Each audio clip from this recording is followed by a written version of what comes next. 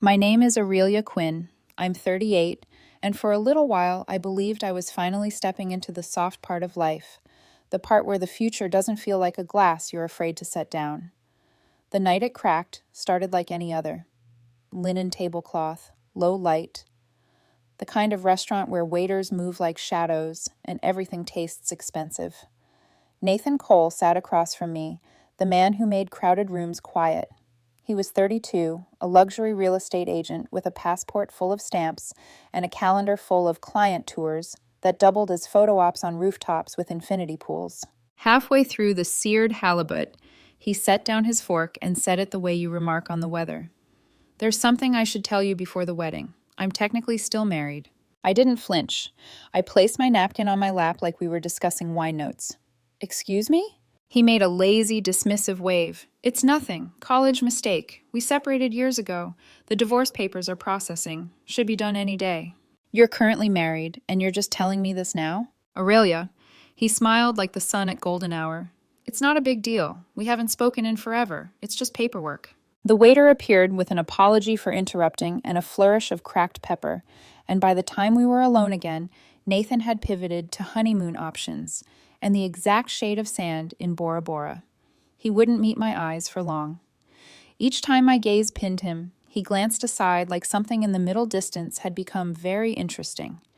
I heard my mother's old advice in my head. People tell you the truth, just not always with words. The next morning, his laptop chimed while he was in the shower. I wasn't snooping. I wanted the weather. The forecast would decide if the silk jumpsuit needed a blazer. But the notification didn't shrink when I reached for the trackpad. It expanded. Monthly payment received. Wendy. The preview line showed $3,500 and a memo, support as agreed. My stomach did that slow-motion elevator drop you can't brace for because you're already falling by the time you notice. Support as agreed. I clicked. I know. Privacy, boundaries. But when your fiancé announces he's married to someone else like he's commenting on humidity, red flags stop being flags and start being flares. The email was a bank transfer confirmation from Wendy Hutchinson. On the next tab, I found a second thread, Jasmine Mills, then a third, Diana Chang. 3 different women, 3 different surnames, each sending monthly payments, each addressing him with a different last name attached to his, Hutchinson, Mills, Chang, as if he put on and took off identities the way he changed suit jackets. The threads were polite and practical, discussions about our investments, calendars for visits, little emojis to soften the wire transfers. My mind tried to arrange this mess into something harmless. Alimony, old debts, a shared property management deal, but each explanation broke apart under the weight of the memos. Support, household, as agreed. The language of spouses trying to keep the lights on in separate houses that didn't know about each other. I opened a browser and typed with the steadiness of someone defusing a bomb. Marriage records are public in most states. Nevada coughed up the first certificate. Nathan Cole and Wendy Hutchinson, married 2019. Florida yielded the second. Nathan Cole and Jasmine Mills, 2021. Texas completed the trifecta, Nathan Cole and Diana Chang, 2022. All legal, all active. No divorce filings anywhere. The bomb didn't explode. It just kept ticking, louder. I told myself to breathe. I told myself to stop. Instead, I found his Instagrams. Plural. The one I knew was curated like a vision board. Our engagement photos, his hand on my waist in a mirror we didn't own, tasting menus, venue visits, unboxing embossed invitations.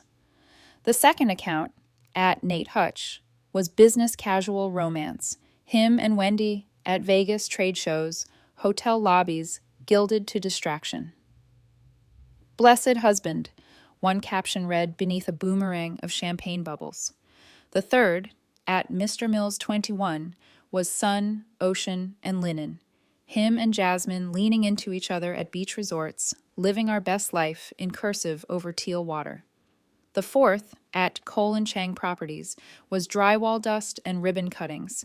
Him and Diana at real estate events, their smiles reflecting off staged marble. Each account held a separate circle of friends, comments, in-jokes, like four parallel universes that never intersected.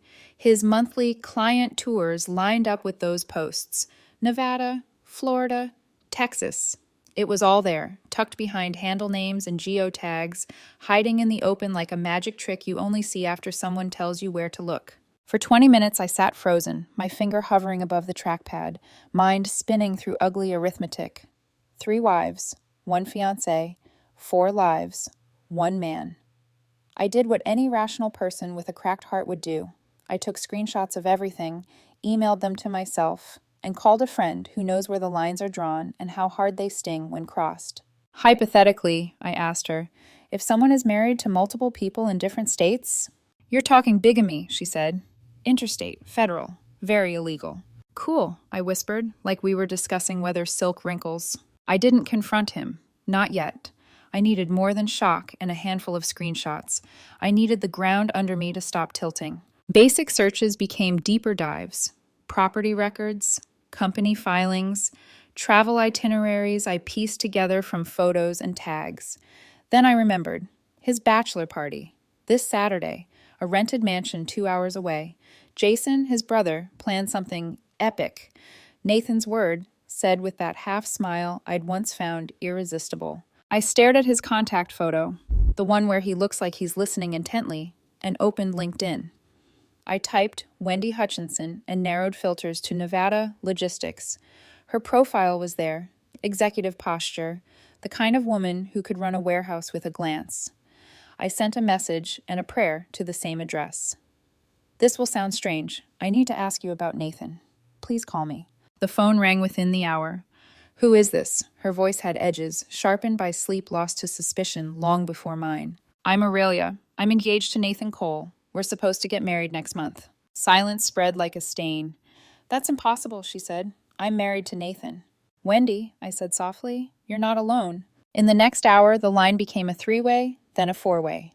Jasmine, an investment professional in Miami whose voice sounded like she'd calculated risk into a science, tried to keep breathing even while her life rebalanced on a blade. Diana, a tech entrepreneur in Austin, spoke like she was reading a crash log in real time, each detail more horrifying than the last. Each woman thought she was the only wife. Each was transferring monthly support. Each believed the travel was for exclusive clients. Each recognized the same photos from different angles. We need to confront him, Jasmine said finally, her anger measured, blade thin. I can track his phone, Diana said. He shared his location with me. Law enforcement, Wendy added, pure executive decisiveness. This has interstate implications. I'll contact the FBI. I looked at the calendar. Saturday glowed like a bruise. His bachelor party, I said. We'll all be there. We'll bring everything we have. The plan built itself fast, sturdy with mutual resolve. We set a meet point at a diner off the freeway near the mansion. Wendy would coordinate with an agent she'd reached, Martinez. We'd arrive separately. We'd knock together. We would not raise our voices. We would let the facts do the loudest talking. When I hung up, the apartment felt unfamiliar, like a hotel room after checkout. On the counter, an envelope with final vendor deposits sat like a dare. I ran a fingertip over the embossed corner and saw the tiniest ripple in the paper, a hairline crease you wouldn't notice unless you were looking for it. That's how it starts, I thought. Not with a shatter, but with a hairline crack the light finds and widens. In the mirror by the door, my face looked like it belonged to a woman practicing stillness. Somewhere inside that stillness, something settled into place, hard, necessary, unbreakable. I didn't know how loud the coming hours would be, or how public. I only knew this. If the truth existed, it would exist out loud, and it would be seen. Saturday was coming, and so were we. We met at a diner that still smelled like last night's coffee. The 4 of us sat in a booth meant for 3, a crooked little congress of shattered illusions and weaponized facts. Wendy slid a manila folder across the laminate, a ledger of transfers, receipts for a condo she'd been told belonged to Nathan's ailing mother. Jasmine brought printouts of texts and a neat stack of marriage certificates like the world's bleakest wedding album. Diana had a tablet open to a location-sharing map where a blue dot pulsed like a heartbeat edging toward panic. I had venue contracts and a copy of the honeymoon itinerary sitting on top like frosting on a cake no one would ever eat. Agent Martinez will meet us at the property at 9, Wendy said. Her voice had that controlled hush of a woman who has practiced the art of not shaking. Jason is the gatekeeper, I reminded them. He'll try to keep us from Nathan. Good, Jasmine said calmly. The fewer lies between us and him, the cleaner the cut. I looked at my reflection in the dark window and barely recognized the woman staring back. She seemed taller somehow, as if truth had added inches to her spine. The mansion rose out of the trees like a ship's hull. Lights pooled on the driveway, music spilling from somewhere unseen. Luxury cars dotted the gravel like jewelry casually dropped on a rug. Laughter flowed from the back patio, baritone, confident, careless. The banner over the entryway read, "Groom's Last Stand," in glinting letters that made my skin crawl. We walked together. Wendy knocked. For a second, no one answered, as if the house itself had taken a breath to see what would happen next. The door swung open on Jason, tall, red-faced from drink, and the glow of being the man of the hour's brother. "Private event," he said, grin first, manners second. The grin died fast when he recognized me. "Aurelia?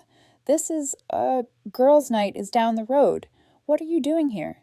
"Looking for Nathan," I said evenly. "You can't. This is—" His gaze shifted to Wendy, to Jasmine, to Diana, and I watched him do the math without numbers, watched his pupils tighten around a conclusion he didn't want to reach. "We need to see my husband," Wendy said, no tremor, a blade resting on velvet. Jason laughed, but the sound had no bones. "Husband? Nathan isn't... Aurelia is... What are you even talking about?" "I'm his wife," Jasmine said, stepping forward, just enough to share the air and not the ground. "Legally his wife," Diana added, holding the tablet like a warrant. Jason's throat worked. "You're insane," he said to me, "because it's easier to aim at the woman you know than the truth that's burning your hands. You're not ruining this for him. He's happy. He deserves—" "Jason," my voice surprised me with its steadiness. "Call your brother." He hesitated, then vanished down the corridor, calling Nathan's name like it was a key that could lock this door against a flood. Noise rippled through the house, the music dimming, voices turning inward. Then Nathan appeared at the end of the hall in a white silk shirt and a groom sash slung across his body at a cocky angle. He was the version of himself that sold penthouses, composed, expensive, unbothered. "What is this?" he demanded, eyes landing on me first, as if the world began and ended there by his design. "Hi, honey," Wendy said, so gently that the word honey sounded like mercy withdrawn. "Surprise visit from your wife." His jaw flexed. "Wendy, what are you—" "Wives," Jasmine corrected, voice like a scalpel. "Plural." The corridor behind him filled with faces, friends from his gym, colleagues from his staged life, girls in cocktail dresses holding phones at the ready, and then Gloria, his mother, a woman whose eyes had learned to cross a room like a gavel. She took in the four of us, the folders, the tension, and went immediately to anger. "What is the meaning of this circus? Jason, why are these women in the house?" "Ask your son," Diana said, not unkindly. We all did. Nathan's charm tried to snap to attention, muscles flexing beneath silk. "Aurelia," he said, lifting a hand toward me as if this were between us. "Let's go somewhere private. I can explain." I didn't move. "Explain what? Nevada, Florida, Texas, or tonight's audience?" He blinked, and in that half second I saw it, the edges fraying, the script he'd used for years misplacing its cues. Headlights arced across the drive, washing the entry in institutional glare. The black SUV rolled to a stop with a finality you feel in the ribs. The door opened, and Agent Martinez stepped out. Suit neat, badge discreet, presence unmistakable. "Good evening," she said, voice carrying without strain. "Nathan Cole?" Gloria moved fast, maternal fury hardening into a shield.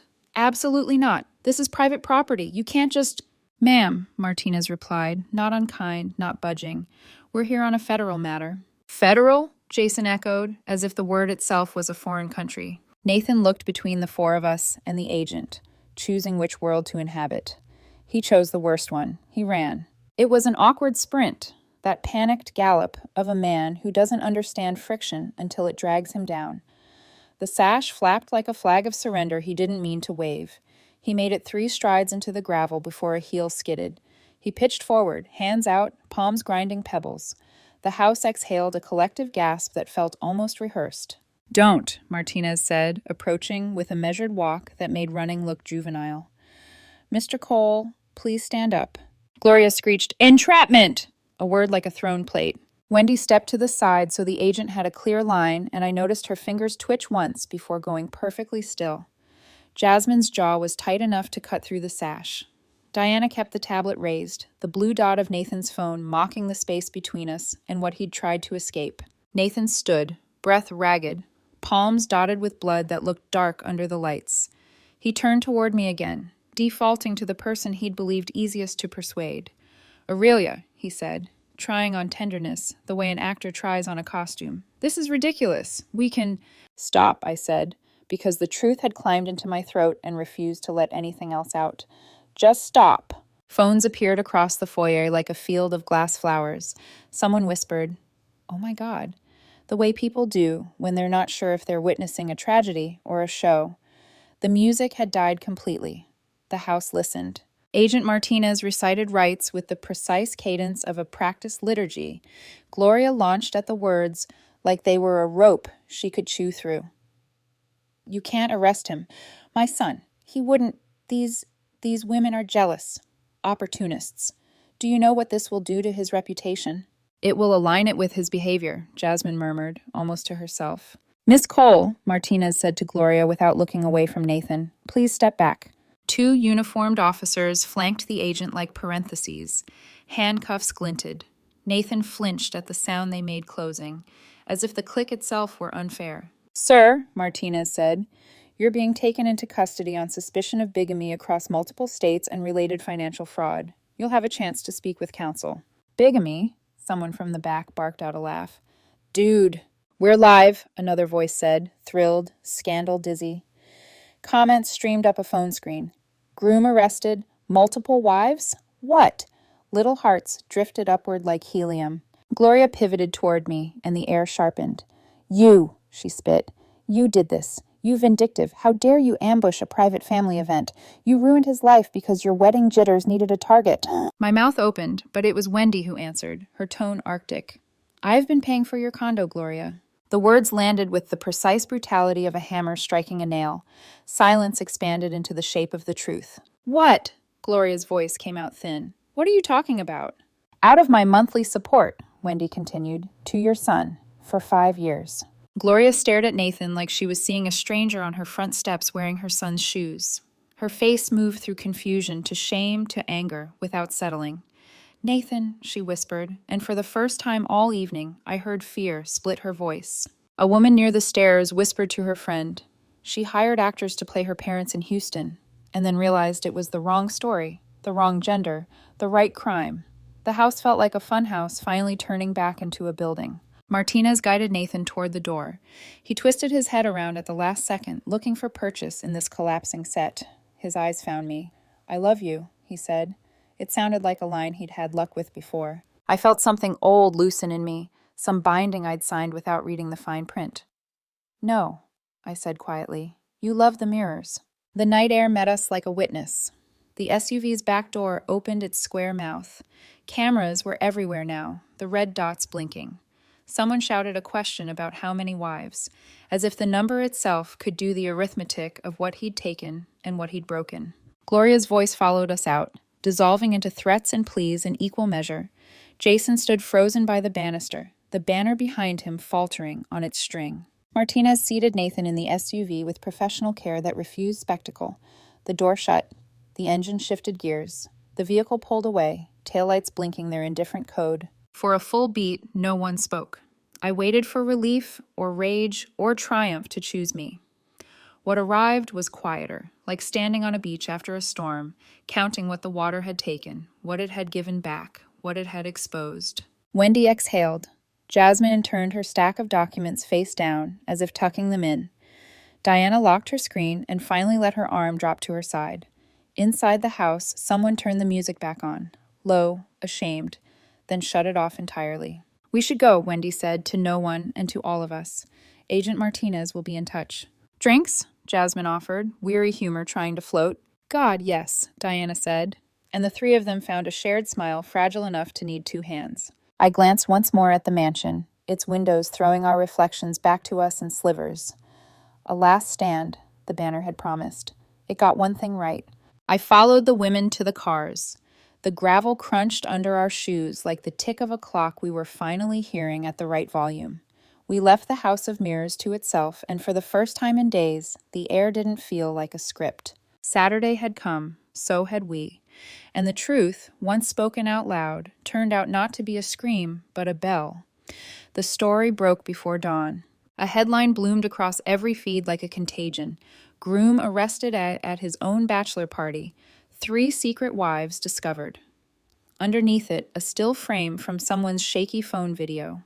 Nathan, shirt rumpled, wrists cuffed, eyes wild under the glow of porch lights. The caption read, "Justice never looked so awkward." My phone didn't stop vibrating for 7 straight hours. Friends, coworkers, reporters, even my dentist. Everyone wanted a quote, a reaction, a soundbite.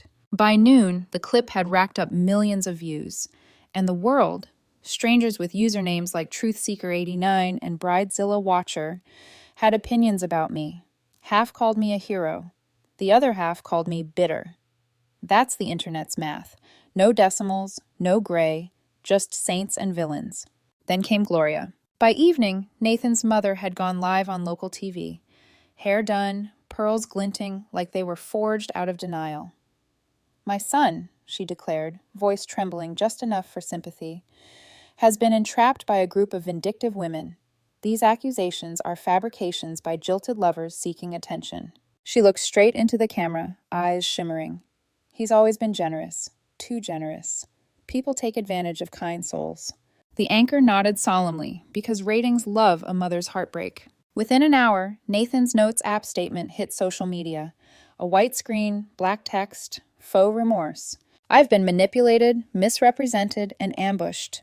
I made mistakes in not ending old relationships properly, but I was trying to move forward in honesty.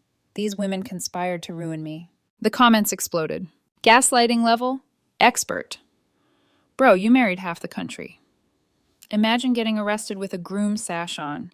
And somehow, between outrage and memes, a few believed him.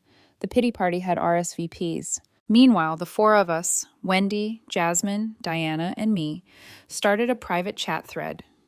It began as logistics, updates from Agent Martinez, legal paperwork, evidence submissions. But quickly, it turned into therapy. Wendy sent a gif of a dumpster fire wearing a tux. Jasmine replied, "Too soon." Diana sent screenshots of new scam DMs. "Hey girl, I think my sister's married to him too." Grief turned into gallows humor, because sometimes laughter is the only thing strong enough to hold the pieces while the glue dries. Then the lawyers came. Cease and desist letters, threats of defamation suits. Nathan's legal team claimed emotional distress, reputational damage, and conspiracy to harass. Wendy's attorney, a woman with a voice like sandpaper and scripture, responded by courier. See attached, bank transfers, marriage certificates, property deeds, and a photo of your client being arrested. We look forward to discovery. Jerome, one of the other husbands, called the FBI contact line just to say thank you. "Didn't think I'd ever use bigamy hotline in my life," he joked. As the legal dust stirred, money became the next ghost to chase. Caterers refused refunds because the event had been within 30 days. The venue kept half. The photographer? All of it. I was out almost $20,000. Nice. So I did something petty and perfect. I kept the honeymoon tickets. Non-refundable, transferable, and already paid for. Bora Bora, Overwater Bungalow, first class.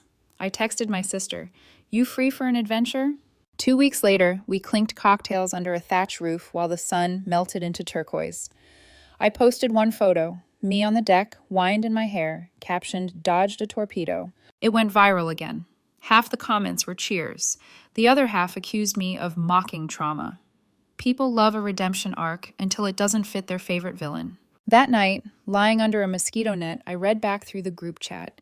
Wendy had posted, 5 years of my life, gone. Jasmine replied, "He didn't steal your years. He just borrowed your reflection." Diana added a meme, a mirror cracked but catching sunlight.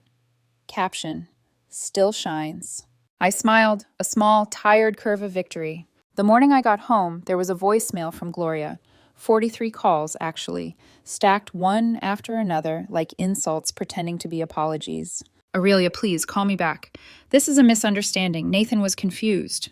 You ruined our family. Do you sleep well at night knowing you destroyed a good man's reputation? Then, a text. You'll regret this.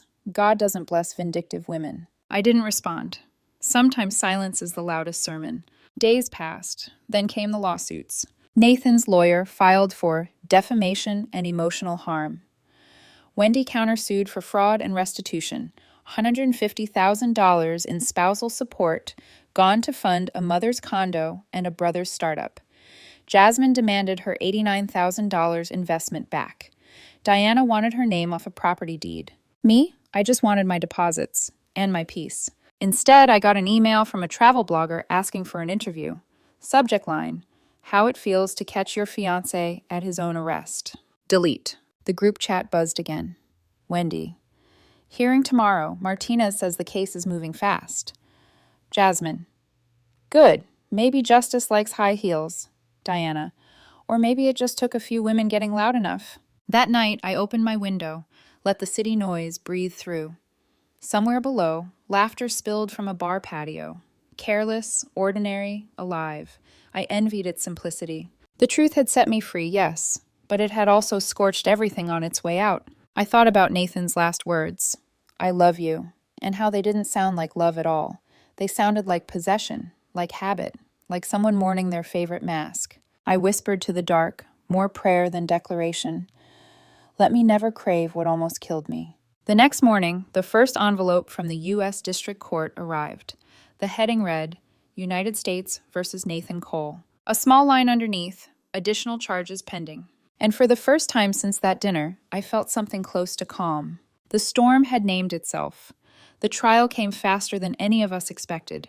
Federal cases move like glaciers until they don't, and when they start, they drag everything in their path. Nathan showed up in court looking nothing like the man I'd loved, or rather, the man I'd mistaken for love. His trademark suits were gone, replaced by an ill-fitting gray one that hung off him like regret. The groom glow had dimmed, replaced by a faint tremor at the corner of his jaw. When the judge asked for his plea, his voice cracked. Not guilty. The prosecutor's table was a fortress of paperwork. 4 marriage certificates, bank records, emails, screenshots, airline logs, a life cataloged and color-coded by deceit. Agent Martinez sat in the back row, silent but unyielding.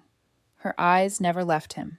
They called Wendy first. She testified with poise that came from surviving humiliation in public. The judge nodded often, perhaps impressed by how someone could weaponize composure. Then Jasmine, who explained joint accounts and investment schemes in a voice so steady you could build a bridge out of it. Diana showed property records, her name beside his in ink that now looked like rust. When my turn came, I felt the weight of every headline as I took the stand. Cameras weren't allowed inside, but the air still felt televised. Aurelia Quinn, the prosecutor said, can you tell the court how you discovered the defendant's actions? I found an email, I answered, and then 3 more, and then a pattern that only pointed one direction, down. A small ripple of laughter moved through the gallery. I didn't join it. The prosecutor nodded. And when you confronted him? I didn't. I met Nathan's eyes. I waited. I wanted the truth to have witnesses. Nathan looked away. For once, he seemed aware that there were no mirrors left to hide behind. The defense tried their theater. Ms. Quinn, his lawyer began, is it possible you misinterpreted these relationships? That you were overly emotional? I smiled. If love were a contract, I'd have proof of breach. The judge hid a smirk behind her hand. But the real twist came not from us, but from evidence unearthed by Diana's tech skills. While cross-referencing travel logs, she'd found another marriage. Nathan, age 19, had married a woman named Renee Marshall in his hometown. No divorce, no annulment, nothing. That made 4 legal marriages, and me, the almost 5th. When they called Renee to the stand, she looked stunned to even be there. I thought he filed the paperwork, she said softly. He told me it was handled. Her current husband sat in the back, expression frozen. Technically, he was now the one committing bigamy, unknowingly. The courtroom murmured. The judge banged the gavel once, and silence settled like dust. The The prosecution added tax evasion to the charge sheet. Turns out Nathan had filed single in all states, claiming consulting income from the wives as business gifts. That income exceeded $400,000. By the end of week 2, there was nothing left for the defense to defend. Nathan's lawyer tried one last Hail Mary. My client was confused about the legality of multiple marriages. He believed earlier ones were void due to fraud. The prosecutor didn't even stand for rebuttal. She simply held up the photo. Nathan, laughing in a tux, champagne in hand, groom sash, glittering under porch lights. Confused men don't manage 4 bank accounts and 4 homes, she said. The verdict was swift. Guilty. Federal bigamy, wire fraud, tax evasion. Sentence: 3 years in federal prison, 5 years probation. Full restitution to all victims. Gloria fainted in the aisle. Jason caught her before she hit the ground, but his face said everything words couldn't. He was done protecting ghosts. Nathan didn't look at me when they cuffed him. Maybe because, for the first time, there was no performance left. Afterward, in the hallway, reporters swarmed like gnats. Aurelia, how do you feel? I could have said vindicated. I could have said broken. Instead, I said, relieved that truth doesn't need me to speak anymore. Wendy squeezed my arm as we passed through the crowd. We survived him, Jasmine added. We outlived his lies. Diana smiled faintly. That's enough justice for me. Months later, we still talk, sometimes about logistics, sometimes about healing. We renamed our group chat the Survivors Club. Wendy sends memes about polygamy laws. Jasmine shares quotes about rebuilding trust. Diana sends puppy photos because new life deserves space to bloom. And me? I send silence sometimes. Peace looks like that now. Less noise, more breath. The wedding vendors eventually reached out. The venue offered credit for future celebrations. The photographer gave me a free portrait session. I used it for a new headshot on LinkedIn. Not glamorous, just honest. Every now and then, I get a letter. Federal Correctional Institution, Beaumont, Texas, from Nathan. The first began with, I found faith in here. I forgive you for your betrayal. I laughed out loud in the kitchen, the sound bouncing off the tile. Then I mailed the letter to our group chat. Wendy replied with a gif of someone setting papers on fire. Jasmine wrote, he forgives you? Diana just sent a row of laughing emojis. The last letter I received ended with, please send money to my commissary. The food here is awful. You know how sensitive my stomach is. No, I thought, but I know how strong mine has become. So I didn't send money. I sent nothing. Sometimes nothing is the perfect answer. These days, I wake before sunrise, pour my coffee, and sit by the window without checking notifications. Quiet doesn't feel brittle anymore. It feels earned. Here's what I learned. When someone shows you who they are, don't rewrite the script for them. When your gut whispers that something's off, listen. And if you ever find yourself engaged to someone who turns out to be married in 3 states, call the FBI. As for me, I'm not looking for another love story. I'm writing my own peace treaty. And it's signed only by me.